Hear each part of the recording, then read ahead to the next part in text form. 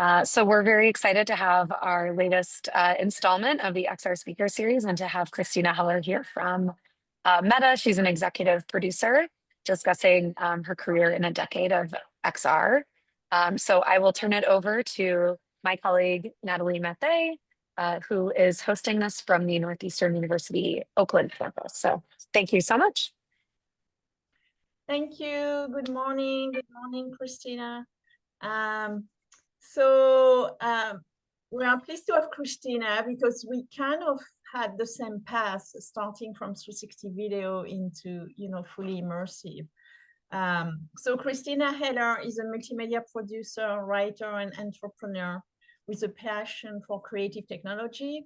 For the past decade, she has led teams and created projects for virtual and augmented reality, and she's currently an executive producer at Meta for fitness and wellness titles.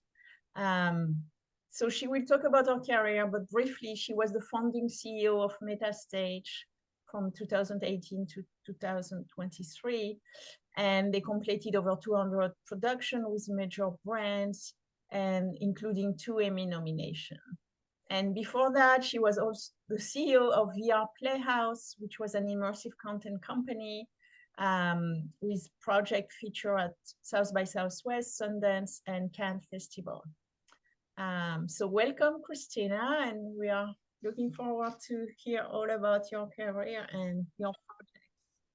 Thank you. Thank you so much for having me. It's great to be chatting with Northeastern. I went to Emerson College, so not too far down the road from Northeastern, and I certainly had a lot of friends that went there. So if you're watching this from Boston right now, I hope you're braving the winter, and greetings from California. So as Nat mentioned, I have been working in, well, I'll go to this slide. So also I'll just point out these slides are text heavy, but I do that because people like to learn in different ways. So if you like to read, there's a lot of text on the slides. Otherwise you can just listen to me talk for the next 45 minutes. Since 2014, I've been working exclusively in immersive technology. It has been a wild ride, full of ups, downs, literally the highest highs, some pretty scary lows. It's had it all. I'm honestly so grateful and honored that I still get to work in XR like this, and I've been able to like hang on for this long because it has been such an interesting and unpredictable journey, where we have lost many to Bitcoin and crypto over the years, understandably. So that's what I'm going to be talking about today. Before I got into VR, I was a multimedia producer who had dabbled in radio and broadcast television. I had made 2 feature documentaries. So I've always been someone who was excited about creative technology and using that to tell stories and create experiences. So going back to 2014, when I was very much like a documentary filmmaker and, traditional video producer at that point, but I became very interested about the intersection of media and technology. And I was kind of in that headspace when I felt this call to go to the Sundance Film Festival. I had never been to Sundance before. I don't know why I felt this call to go, but it was my 30th birthday, and I made plans to go to Sundance. And while I was there, I got the opportunity to try the DK1 Oculus headset. So it was the very first developer's kit to come out of Oculus. And my first, VR experience was this Beck concert where you got to stand like on stage with Beck. And I had that moment we've all had when we first put on the headset where I got to look around and see that I was fully immersed. And it was awesome. And I got really inspired and excited. And so did the group of folks that I was at Sundance with. And we began to investigate, like, how do you make content for these headsets? And who is making content for these headsets? And the answer at the time was not that many people. It was very, very early. And I just had the perfect amount of confidence from my 10 years of making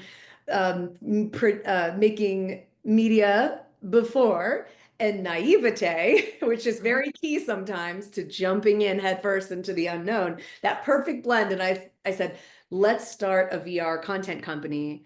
We will be early, and it's what they call a start state, which is like the beginning of something.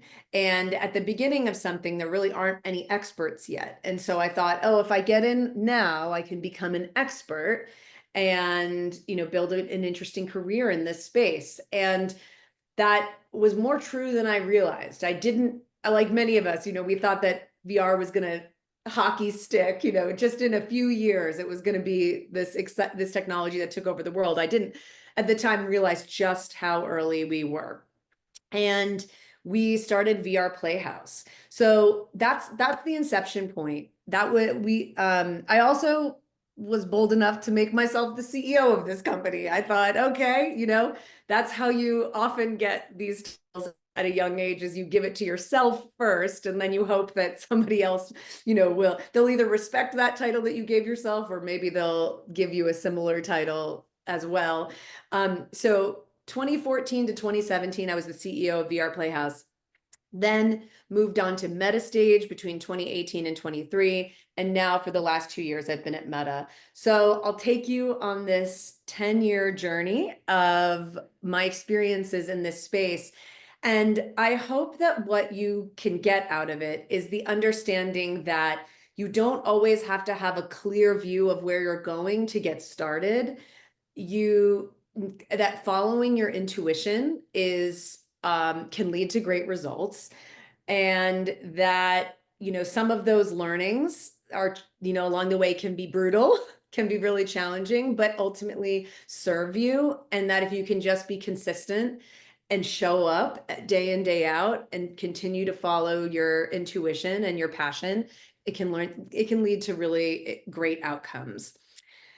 And here you can see a few pictures of me. We've got one of me talking on a panel on a virtual production stage.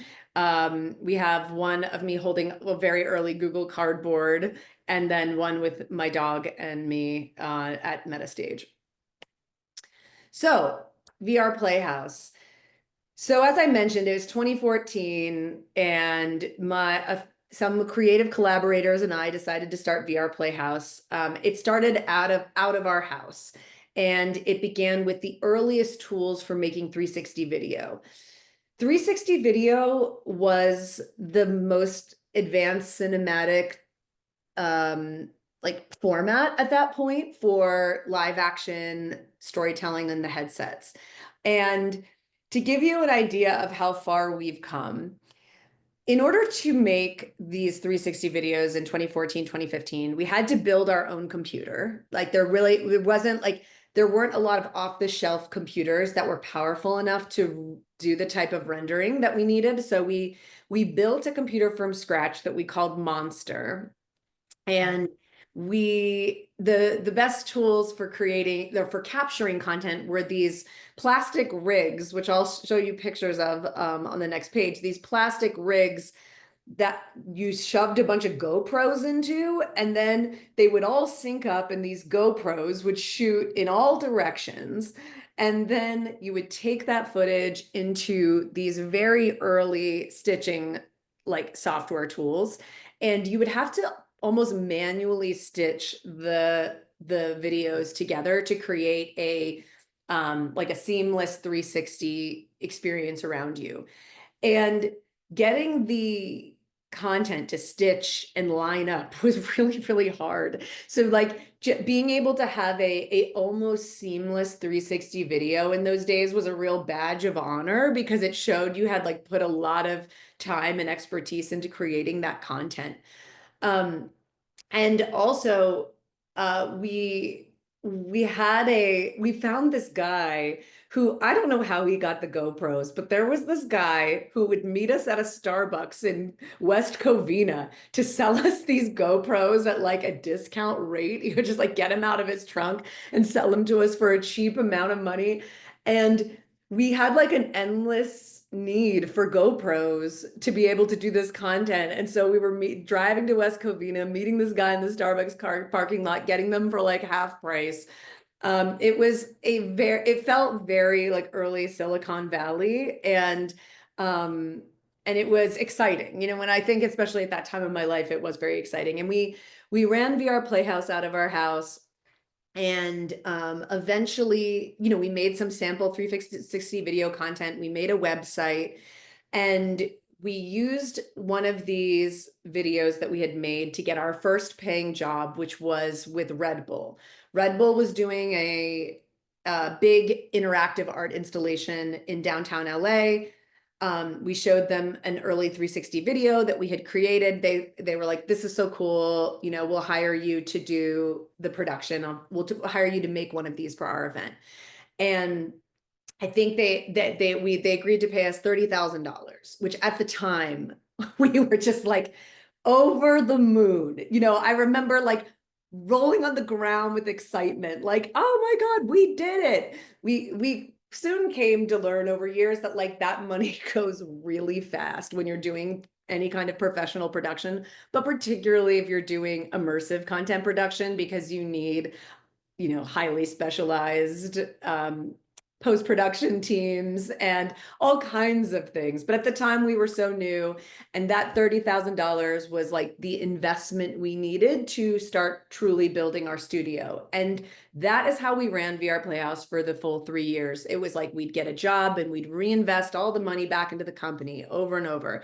No one was making much. We were just like scraping by, and we kept trying to upgrade everything. So, you know, we started from the house, and then we moved to a liquor store in Koreatown, where we used the glass refrigerator where they used to put the beer and drinks, and made that our server room. And we were really startup-y at the time. And then like some amazing things happened. Like William Morris Endeavor was interested in VR at that point, and they brought us on as one of their early clients. So suddenly we were working with WME, and we were going all over Los Angeles, giving presentations about VR and showing the early work. From there, we eventually upgraded to the studio you see on this slide, which was a beautiful studio in Glassell Park. And I think at our peak, we had about 20 people working for VR Playhouse. And we did so many projects that spanned so many verticals. Like a few highlights, we did a piece called The Surrogate with an artist named Peter Flaherty. This was pretty innovative at the time. We were combining game engine and 360 video. So, you know, the idea was that you lived in the walls of this house, and you could like peek into these windows and see these scenes play out, and they all related to each other. So it gave the impression of almost like an immersive theater experience. And it was beautiful, it was unique. It ended up winning the Innovation Award at South by Southwest, which was great. We also had a chance to do a piece called Defying the Nazis with Ken Burns, and he made this amazing film called Defying the Nazis. And we did a VR companion piece to go with that, where you actually got to like go on the ship that these rescued children had escaped Europe on, and you hear their stories as you're traveling the ocean, and eventually you see the Statue of Liberty. That was very cool because it was one of the premier pieces of content on the Time VR app when it launched. And getting to work with Ken Burns was such a cool honor, because I had been a documentary filmmaker before that. And I have a funny story about that. I don't know if I've ever talked about it, but like publicly, but it is really funny. So the first time we showed Ken Burns the piece, he put on the headset and he watched it, and he takes it off and he goes, "It's very, very good. I have one note. The pictures, they should ever so slightly move in, move out. And I was like laughing. I'm like, I think I know what you're talking about, sir. I'm like, Ken Burns is telling me to do the Ken Burns effect. Like, that is so funny. And we, of course, what were we thinking? We had to add the Ken Burns effect to these photos. Anyway, that was an amazing piece. We did a creative project called Girl. So before I get into that, I'll say one of the challenges of VR Playhouse is, and you'll realize this if you try to run or you work for any production company, is that you want to be doing original creative work, but you also need to pay the bills to keep the lights on. So we were constantly doing commercial work, which we were lucky enough to be getting. But we were so consumed by doing commercial work that could pay the bills. We just didn't have as much time to do the innovative creative projects that I think were the reason we got into this in the first place.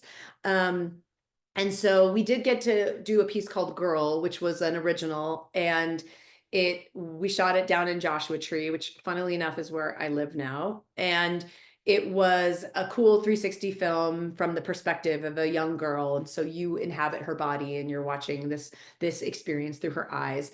And that got to premiere at Tribeca, which was also a great honor. And so over the course of those 3 years, we did over 50 projects, and they spanned so many use cases and verticals. I mean, things, like the team went on an oil rig in the middle of the Gulf of Mexico, America, whatever, an oil rig in the middle of the ocean to show like what they do on an oil rig. I mean, it was just the wildest range of work. We did a runway at Fashion Week. And so we learned a ton. I will say it was the hardest thing I've ever done and probably ever will do. But I learned a ton. And so here are some pictures of like the early live action 360 rigs. Here you can see some of these little GoPro setups I was talking about. You can also see here we have like a red camera 360 setup for a Honda commercial. That obviously, again, as you go into more high definition cameras, the ability to render that footage and stitch that footage gets more challenging. So we were constantly having to upgrade our computing capability. And then on the right, you see we got to these miracle self-stitching 360 cameras. So the one on the top is the Google Jump camera. The one on the bottom was the Jaunt camera. They shot beautiful 360 content. You no longer had to self-stitch it. And it was a huge step forward in terms of like creating immersive cinematic content. Now, like, do any Google search for 360 cameras. There's a ton out there. They do live 360. But it really was the Wild West. And as I said on this page, it was experimental. It was exhilarating. It was extraordinarily challenging. We thought we were going to go under many times, and then we would just, by the skin of our teeth, manage to survive. We threw some great parties. I'm pretty sure that's probably what most people remember now when we talk about VR Playhouse. And yeah, it just was the fire in which I was forged. This is also just a cool image. We took the Google Jump camera to Kenya and we were filming down there. And this was also like the picture on the right was like a tiny Samsung 360 camera that was, a revolution in 360 content when it came out because it was so tiny and so light, if you compare it to on the left. Not nearly the type of resolution you'd get with like the rig you see on the left, but also just look at the size. And I remember laughing as this like Maasai warrior looked at it and he said, "Looks like a goat's eyeball." And he's right. He's right. And that footage is so cool. Like when we took that camera out to a field, we saw these elephants coming. We put the camera out in the field and the elephants came and were like curious about the camera. They didn't know what it was. And so they went into a circle around the cameras and kind of like, huffed and puffed at it and then realized it's not a threat and walked away. But that was just like such an amazing moment to capture and truly like a 360 experience being in the middle of a herd of elephants. So so VR Playhouse, I eventually left. My co-founder kept it going for a couple years. I was approached about launching and leading a company called Metastage. A group of investors had seen the work I had done with VR Playhouse and were interested in starting a state-of-the-art volumetric video studio. And and they were going to do it with the highest fidelity software at the time to do 360 volumetric capture. And this was just like an opportunity I couldn't refuse. And it was an interesting change because now there were investors involved. Somebody else was giving me the title of CEO. So it felt like, whoa, you know, I made it. And so I went about with my small team of early employees at VR Playhouse at Metastage to create this premier volumetric studio from scratch. And this was 2018. We built Metastage with 106 machine vision cameras that all face in at a person or a group of people at the center of the stage.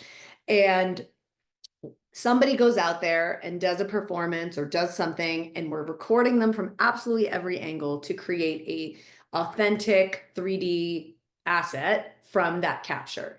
So in some ways, that's the opposite of the 360 video technology, right? Like that was shooting out, and this time we're shooting in to capture authentic human performance. And you can take those 3D captures and bring them into augmented reality, virtual reality. You can use them in like 3D software to do interesting virtual production techniques. And this was another incredible, like wild ride. Because you're doing authentic capture of people, it begs the question, well, what type of people do we want to be capturing? And often that's celebrities, right? That's musicians, athletes, actors. So over the course of my 5 years at Metastage, we worked with so many incredible people. I have just a couple here. We have like Charlie XCX, we have Serena Williams, we did Chris Pratt, we did, just honestly, so many people. At one point, during the pandemic, we shot, I forget, but I want to say like 25 NFL players. Like they were not working because of the pandemic. So we had like 25 NFL players come in, and at the last minute, the director, we had a COVID situation. And so everyone couldn't make it. And I ended up having to direct. So I just like stepped in, like masked to the hilt to like direct these professional football players and in doing some of their iconic moves on the stage. And it was an amazing experience. And at Metastage, we really felt like we wanted not only, it wasn't just about getting good captures. It was about creating an amazing experience for clients and for talent. Like the minute that they would step on that stage, we wanted them to be kind of wowed by what they saw. And we wanted everything about it to feel like a white glove experience, so that they'd leave and say, that was awesome, I want to do that again. And it was a very different style of production because it was all done on a soundstage. So it felt like maybe what going to a recording studio or something along those lines would feel like. And we were doing, but over the course of 5 years, we were probably the most active volumetric studio in the world. The only studio that I think might have been as active as us is Dimension Studios in London. They also used the same kind of core technology we did. So the two of us were just in constant production. We were constantly doing like world's first this, world's first this. And I actually, I really loved the Metastage era. One of the things that made it more less chaotic and a little bit easier psychologically than the VR Playhouse era was because even though we were doing new projects with new use cases, trying new types of volumetric capture that had never been done before, it was still the same technical process. You know, clearly we were refining it, improving it over the years, but it was just like the same technical process over and over, done with different creative applications, versus VR Playhouse, where we were constantly using new tools and new tech. And honestly, tools and tech that were built for totally different use cases that we were hacking together. And this need to always be on top of whatever was coming out, it's just a really tough gig. Whereas Metastage, it was a little bit more streamlined. And so we could get more into the creative, we could get more into the customer experience, and we could become experts in this tech. And Metastage is still going strong. My basically right hand at the company, Skylar Sweetman, took it over, and she's still running it to this day. And it's just I'm proud to say we built an amazing culture there. It's a great company. It's a fun place to do work. And we got like almost exclusively like 10 out of 10 from the people we were working with on projects. Here's a look at just a few of the projects we did, because we did so many. But like we did this Coca-Cola ad with Ava Max, where she came and did like a virtual concert. So she performed 3 of her big hits. And then we worked with Tool of North America, who built like this crazy galactic stage. So she was doing a virtual concert on a galactic stage. You would scan a QR code, and, you know, using your phone as the viewer, you know, in an AR setting, you know, basically she would do a concert on your desk or on, you know, in your actual home. And it was very, very cool. And I feel like really pushed the limits of like what mobile AR is capable of. Then we worked with Radiant Images and Panagramma on a NASA training experience. That's the one you see here in the middle. It shows like what would happen if a medical emergency happened while you're in space, what the right protocol is. We did a number of virtual of training applications at Metastage, because the alternative to what we're doing is CGI characters. I'm sure you all know the limitations that come with CGI characters. They don't look human. It's even the best ones, you know, still usually have some uncanny valley happening. And to make a really, really good CGI character often costs like a ton of money. So volumetric video provides this truly authentic 3D performance. And I believe that, like, especially in training scenarios, things like that, the more real, the more it's going to stick with you and you'll remember it. And also, like, when you're working with celebrities, they don't want to have necessarily a CGI version of themselves. They're going to be extremely picky about how they're represented. So there's really that conversation is put to bed with volumetric capture, because it's like, this is just what they look like. This is what you look like. We did a Charlie XCX commercial for Samsung, where it wasn't even an immersive experience. They wanted to do some really cool virtual production techniques using 3D software. And so Charlie came on, she did her performances in a few different outfits.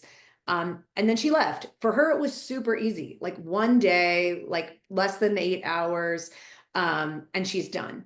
Now the post team gets to like noodle with her performance and her image for the next, you know, month, and made this really, really cool, you know, dynamic commercial where they're doing like bullet time cameras and all this stuff around Charlie.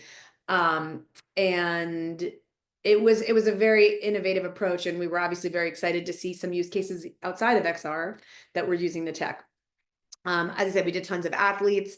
And then most recently, Metastage did not under my era, but since I've left, they did a yoga experience for the Quest with the brand Aloe, where you can do yoga classes in headset, and you have real trainers basically in your living room showing you the moves so you can follow their form. It's a very innovative and kind of a breakthrough in terms of fitness and like how at Fitness in XR.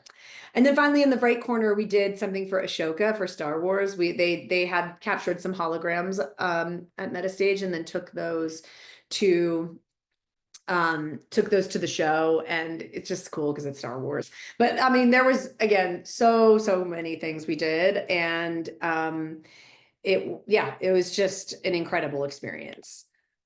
So hold on, there we go. And I also, on the side, not professionally, not for any money, I was really excited about social VR. So, in the early days of these headsets, they were very isolated. It was just like you would watch something by yourself and you'd have this interesting experience, but you'd be kind of by yourself. I think we all knew that the promise of VR was to be able to connect with people, other people, be able to do things socially together. The way I like to see VR and it's in the future is that it's a more embodied, real version of social media, where like social media right now is like flat and it's mostly text and image based. Being able to hang out with somebody in VR is like you're bringing your full body, your full voice, your full like physical presence. So it in my mind brings like more humanity to social media. And when the Oculus Quest came out in 2018, I think it was 2018 or it was 2019. I think it was 2018. That was the first time that we were really freed from the shackles of the tether. Like up until that point, you really had to, like for most good, true high-end VR experiences, you had to be plugged into a high-end computer. When the Oculus Quest came out, suddenly you could do, real VR with 6 degrees of freedom. It had all the capabilities of these expensive headsets, but was just something you had in a box and you could just throw on your face. And at that point, I thought, it's time for us to start walking the walk, not just talking the talk. I knew so many people who would go on panels and talk about VR, and they actually very rarely put on their headset. They just collect dust on the shelf. So I said, I wanted to do an experiment I called it XR Social Club. And we would meet in VR chat every week around the same time and just experiment with social VR, building community. And one of the hypotheses I had, which I still really believe is true, is that just like in real social settings, you need a host. Like you need somebody who's going to say, hey, like come to the bar, I'll be there at 6. And it's like, it's like a time, an appointment, it's a friendly face. So VR needs that too. And I thought I can be that for VR. I'm probably one of the few people that actually has a lot of friends that have headsets. And so we started XR Social Club. And as I say on this page, I'm like, it's hilarious, it's bonding, it's transportive, but proceed with caution, because we go out of our way to make XR Social Club semi-private and exclusive. Because if you just go into these social spaces without any like parameters, you are just going to end up talking to a bunch of young kids saying all kinds of crazy things. Like social VR with no, exclusivity can be a very jarring experience and could honestly scar you from ever wanting to go back into VR. So if you are interested in like socializing with people in VR, I do think XR Social Club is a great entrance because it's quite civil and there's a lot of adults and honestly a lot of like XR professionals and enthusiasts, and it's a lot of fun. So we have a Discord and we have a Facebook group. You can look up XR Social Club. Here's a picture of us like sitting that someone took from below of us sitting on this like tightrope watching a fireworks show. We've had so many incredible experiences in the past 5 years. We've had clubhouses in like every one of the social platforms. VR chat is still our favorite, and that's where we typically meet on Mondays from 6 to 7. I have become more delinquent. Like after 5 years, like it's kind of taken on a life of its own, and my amazing co-hosts keep it going. So I pop in from now and then. I'm not there every week like I was when I started. But I will say I have had such intimate like beautiful experiences with people in VR. I've built real friendships in there with people that I had never met in real life originally. And especially during COVID, it took on a whole new life. Like we started it, I think in 2019, the summer of 2019. And then when the lockdown hit, it took on this real importance for people. And then, because for some, it was like the only socializing they had done all that day or even in a few days. And so that was when I think it like really found its footing, and now it's continued to this day. And now I'm at Meta. So after 5 years at Metastage, I was interested in trying something new. I also really wanted to live in the desert full time, where I had a house. And Metastage was a production studio based in Los Angeles. So I wasn't going to be able to pull off the remote thing at Metastage. And so I looked into working at Meta, because I was like, well, there's probably only a few companies that are really interested in what has become a specialty of mine. And I asked around, and I was lucky enough to get at first a 1-year contract at Meta to help with developer strategy. So developers are just the people who make apps for the platform, like for the Quest.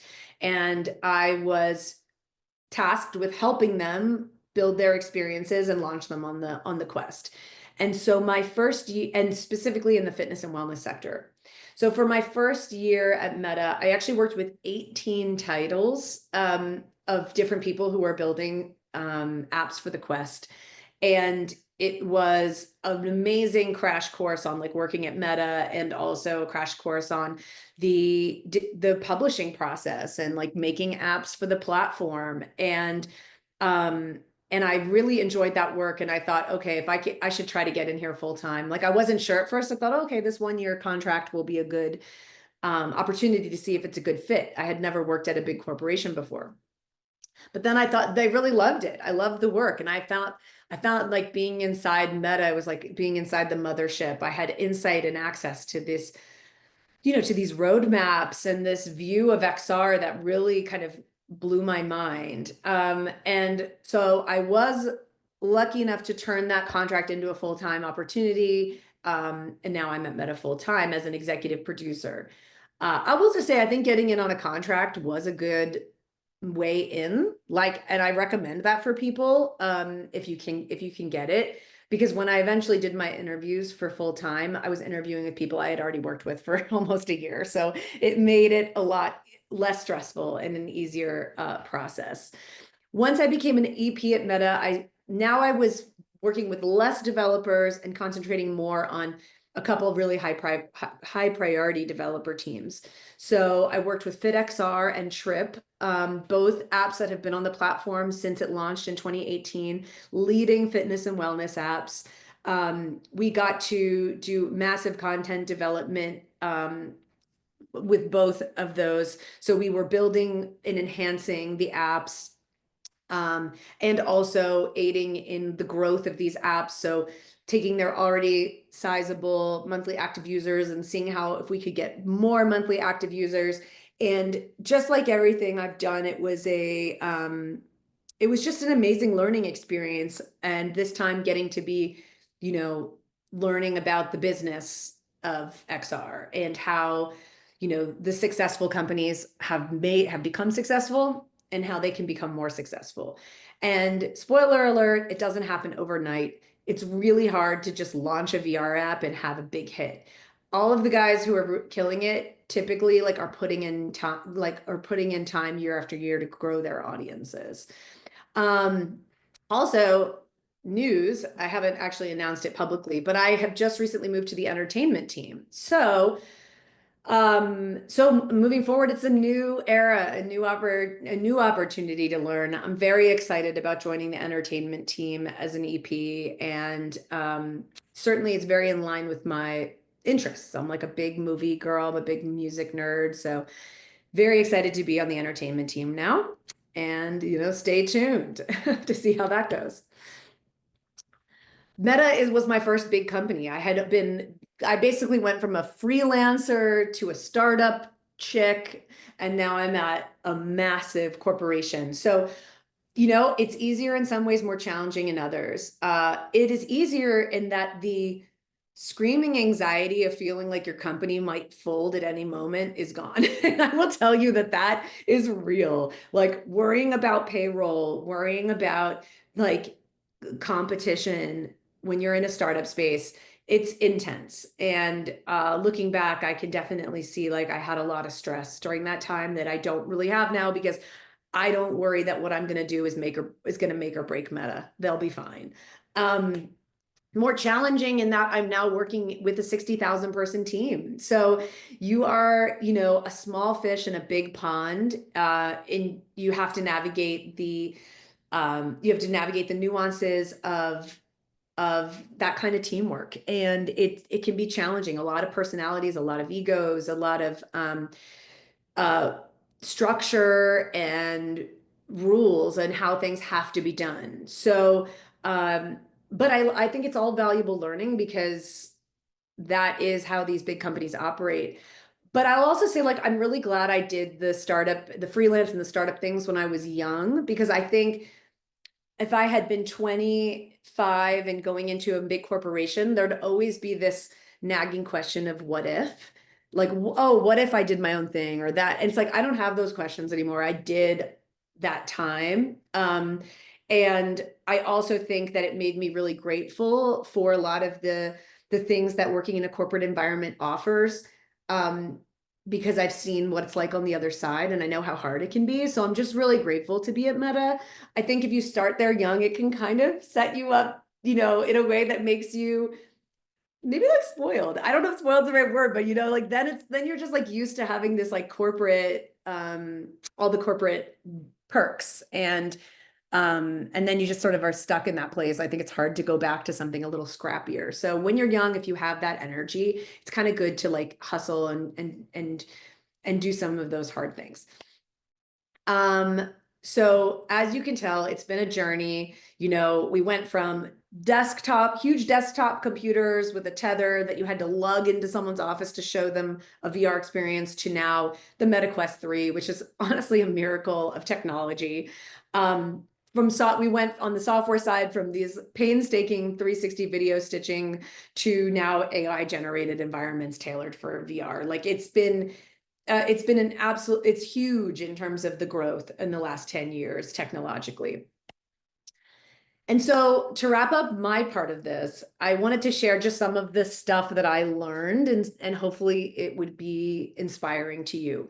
Entrepreneurship is as hard as they say, but it's a crash course in useful skills: business, tech, operations, investment, management, contracts, conflict, partnerships, PR, marketing, hard-won lessons you won't soon forget. So there's almost nothing you could, I mean, I say this, like, but I feel like there's almost nothing you can throw at me that I don't have some basis for experience in. And I also feel very comfortable wearing many hats. Always work with a contract or a memorandum of understanding. When I was younger and I was just starting like creative projects, I would be sheepish sometimes about getting into contracts with my colleagues.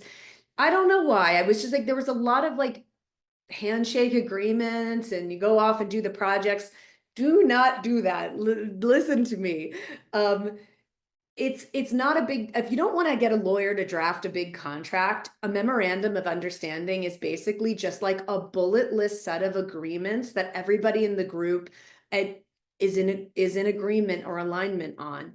And that is so important at the early stage of a project, because that's when all of the goodwill is there. That's when all the excitement's there. When you get to the end of the project, that's when sometimes things can go awry. And having something that where you can go back to it and say, hey, we all agreed on this and we signed it, can be just a North Star. An MOU isn't necessarily defensible in court, but it's more of a good faith agreement amongst a group of people about how you want to operate. And I don't do anything without an MOU anymore. When my partner moved in with me, we made an MOU when we moved in together. Like, I just think it's really key to get aligned at the start of a project and protect. And then obviously if there's real money involved, get a real contract, because you want to protect yourself against worst case scenarios, which unfortunately sometimes do happen. Conferences and meetups can be very, very valuable when you're just starting out, or honestly at any career phase. I did a ton of conferences when I was starting out in VR. I go to less now, but it was a great way to meet people. If you can find a way to get on a panel and build your speaking experience, you can really amplify your career quickly that way. So, and just meeting people in real life, it's invaluable. Here are some sayings that I like that have helped me over the years. The hard road eventually gets easier and the easy road gets harder. My grandfather said that to me, and I told myself this repeatedly over the years, and it is true. Like, my life is easier now than it was 10 years ago. But I think if you're always taking the easy path, eventually you get to, you can get to a phase in your life and realize it doesn't look the way you want it to, and then it's a lot harder to get it to that place. So just keep telling yourself the hard road eventually gets easier and the easy road gets harder. My grandmother said this one, which was, when in hot water, take a bath.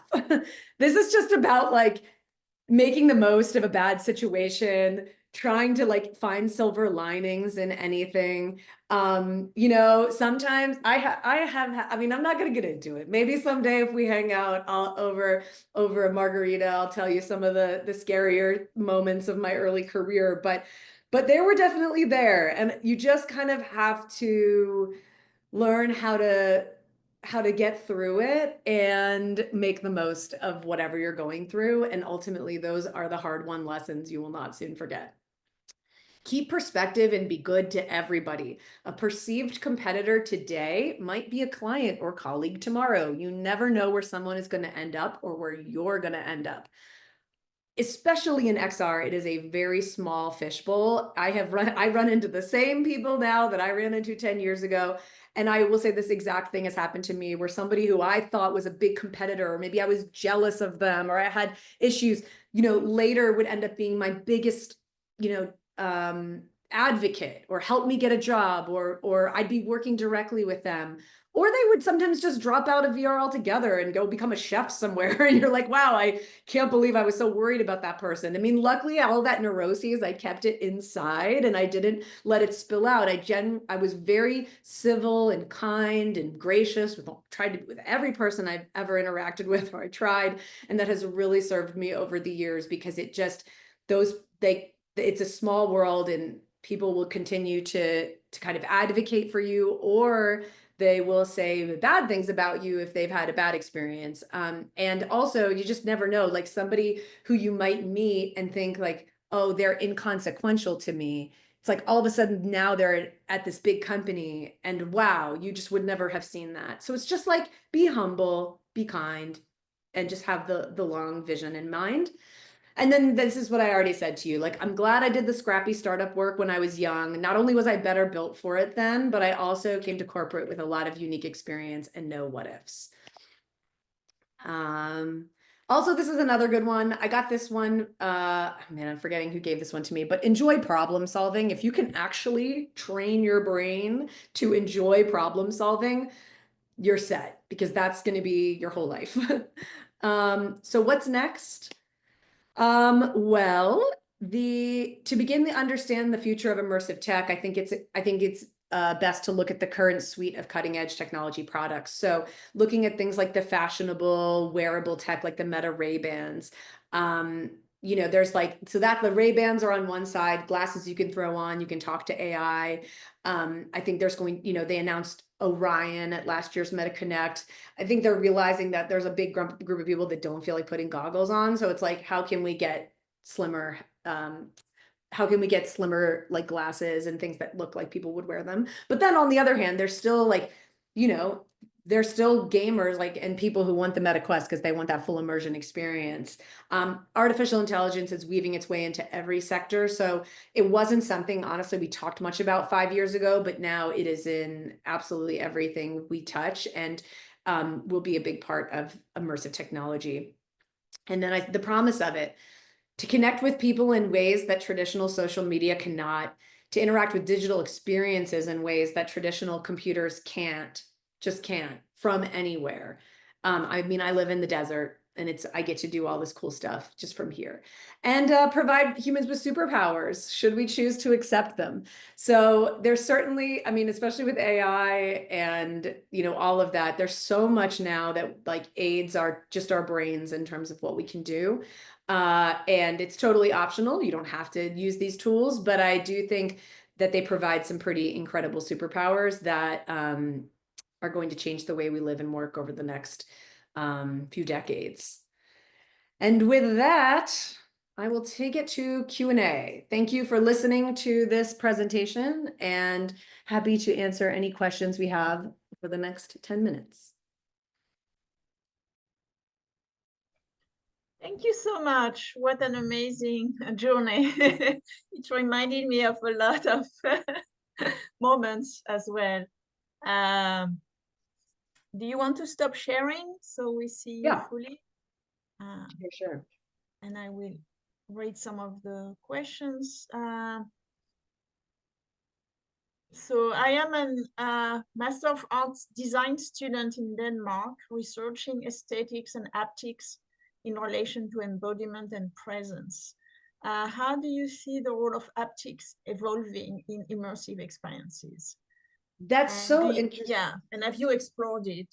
Yes. So I was just thinking about this morning, how like there's two views of immersive tech. One is this person in like a full haptic suit with a super high powered headset on, and it is a truly immersive, mind-blowing experience. Like if you have ever had the chance to go to like the Void or, you know, Dreamscape, these really, really high-powered location-based immersive experiences, honestly, they're some of the coolest VR things you can do.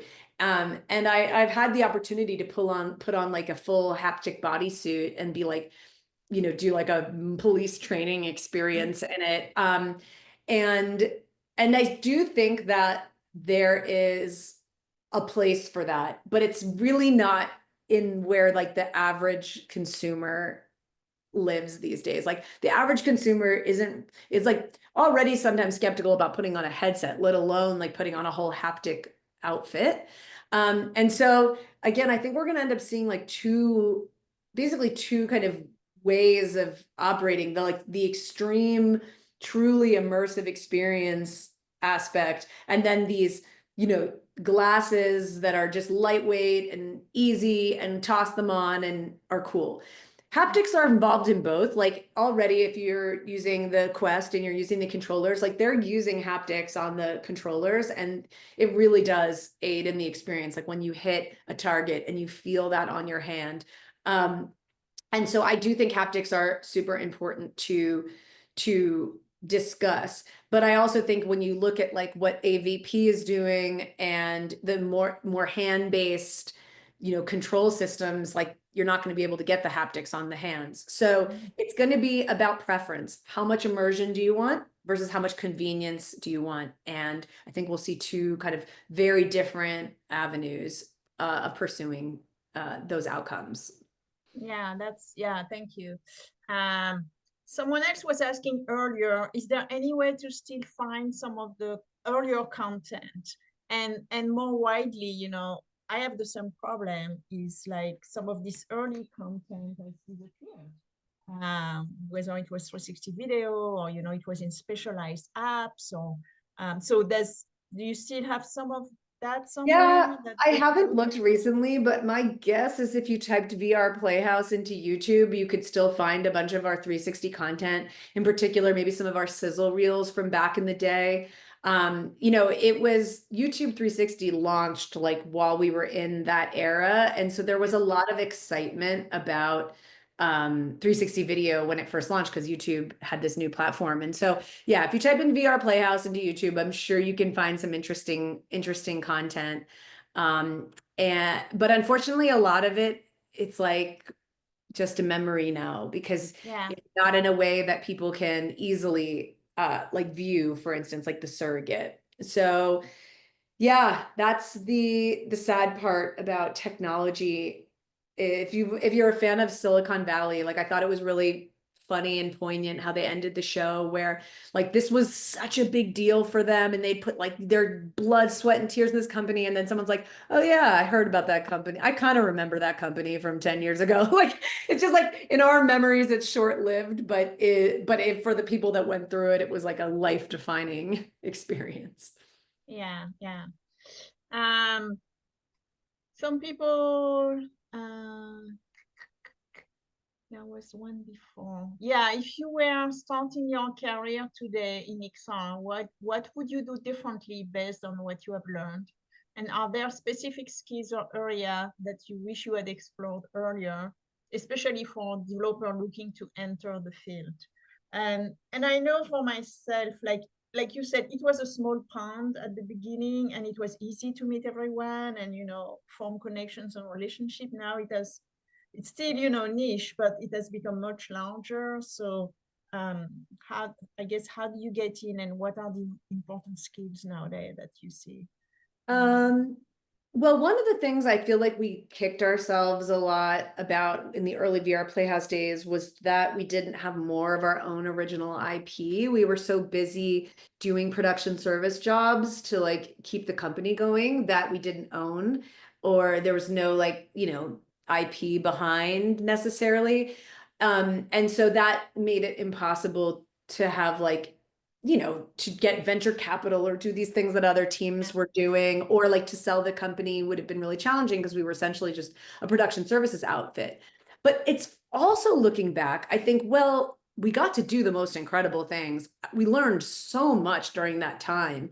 And a lot of those companies that were funded by venture capital still went under, like they didn't make it. And so it's like it's similar outcome, but ultimately we had a much more fun time and we learned so much about production that can be transferred. So I'm not sure looking back I would have changed it, but the idea of having like IP is really important if you want to try to sell your company or you know, or get investment. And if the other thing I've noticed is that like success begets success. And so, you know, there's not like an easy way to just get Meta, for instance, to fund what you're doing.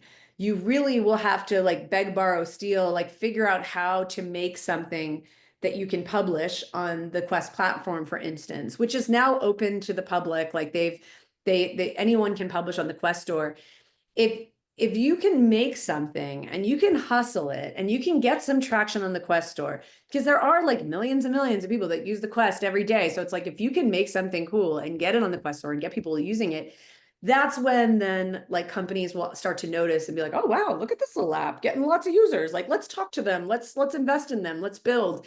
So I do think it can be scary, but if you are willing to stick your neck out and try to build something on your own or with a group, that is a way to knock down the door and get noticed. There's also a lot of great companies that need help. And so I think if you can go in, you know, like companies like Magnopus, for instance, downtown LA, they're a big company that does a lot of huge projects. Like if you can get in with one of these companies and get a foot in the door, once you're in, they always need tons of help. So it's like get in and then showcase how your ingenuity, your work ethic, all of that, and you'll be amazed at like what you can, you know, come out of it saying you've done. Because I'm not saying this is the only path, but I certainly focused my career in that way, which was like producing and having stuff that I said I did. I could be like, oh, I did that.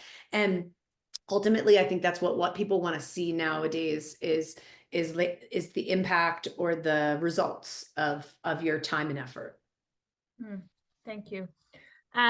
It's 10 and we still have several questions. Do you have a few more minutes? I might not, actually. Okay. Let me double check real quick. While I'm checking, feel free to ask a question. Well, also, I'll just hop in and say, you know, everyone, please, let's thank Christina so much. And for those who do have to hop off, I've put a couple of links in the chat about Northeastern's XR programs. And also want to highlight that our final talk in the series for the semester will be April 3rd, with Nicole Azaro from XEO Design. So look out for the invitation for that. But thank you all for joining us. And yeah, if you have time for more questions, Christina, of course, some hold of us can on. hang on, but Yeah. not everybody maybe. Yeah, let me see what's going on here. Like I said, while I'm figuring out if I have a meeting. Yeah, I can go. This is kind of a long question, but I mean the answer might it's you know, we are seeing more immersive experience that blend interactivity with traditional storytelling. What do you think is the biggest challenge in making VR narratives emotionally resonant while still allowing player agency? It's kind of the old, you know, dilemma between agency and narrative. Yeah. The difference between agency and narrative in that challenge. How to blend them, you know, what are the challenges to blend them together? It's always a challenge and always has been a challenge. And I think maybe video games and immersive theater show the most accurate like ways that people have innovated in that way. You know, you are, when you're in a VR headset, you are, if you're working in like a game engine experience, you know, it's more similar to being like inside of a video game. And so it's probably something where you're, you know, going to have, and in being inside a video game is also similar to being inside of like an immersive theater experience where you're going to be like running into people or things, and then the story will unfold based on like your interaction with those things. But then I've also seen great like cinematic 360 stuff done by like Felix and Paul, for instance, where you just kind of are taken on a ride, but it's a really great ride. And you just feel that presence and like you're taken to places that you wouldn't maybe have access to normally. But the truth is there's no playbook for how to create amazing creative VR. My advice would be, if you're interested in it, you got to just get in there and see what's out there and see what you like, because I could imagine one of you coming up with a new narrative device using these tools that has never been thought of. Like, for instance, the surrogate, that piece we did at VR Playhouse was like that. It just it was like a very interesting narrative structure that just hadn't been quite done before. So I know that's probably a little unsatisfying of an answer, because I'm telling you there aren't really rules, but it's just the case. It's not like as straightforward as cinema, for instance. Yeah, and that's what makes this medium interesting. You still have to invent and experiment and find new ways. Thank you. Someone was asking, do you know any funding on organization that would sponsor research on VR instruction in educational institutions? Not off the top of my hand. The only funding that, like, just broad opportunity that I'm aware of is they just launched like a Horizon Creators Fund for Meta, like a $50 million Horizon Creators Fund to get people building on Horizon, building in Horizon Worlds, which is like Meta's version of what I was describing with VR chat. It's a social app where you can explore and talk and world hop, and they really want to get more people creating great stuff on that platform. So they have a big creators fund right now going for that, but that's the only like funding opportunity that I'm currently aware of. Okay, thanks. And maybe the last question, what has been effective methods in approaching ethical concerns like privacy and user safety in XR, similar to the way you talked about the importance of exclusivity in social VR? Yeah, so I'll say, like, offhand, I'm not a spokesperson for Meta on this topic. And so like I'm reluctant to like make any big statements about it, lest I not be correct in what I say. But I will say that, like, in my time working at Meta, that privacy is like at the front and center of the work that we do. We've had to go through, like, right when you're onboarded, you have to do big privacy and security trainings. You have to do them annually. Data privacy, user privacy is discussed at every phase of the process internally, and with our third-party developers. So, you know, I can say that it is something that they take super seriously at Meta, and but ultimately, like, I'm not a spokesperson for us in that way. Okay. Well, I think that's the end of our meeting. Thank you everyone for attending. Everyone is saying, you know, thank you. And this was a fantastic talk. Thank you Thank for you. coming. Thank you for having me. It was so fun, and good luck out there. Yeah. It's a crazy world, but there's a lot of beauty in it, and I'm excited to see what you all are able to create. Have a good day. Thank you. Bye-bye.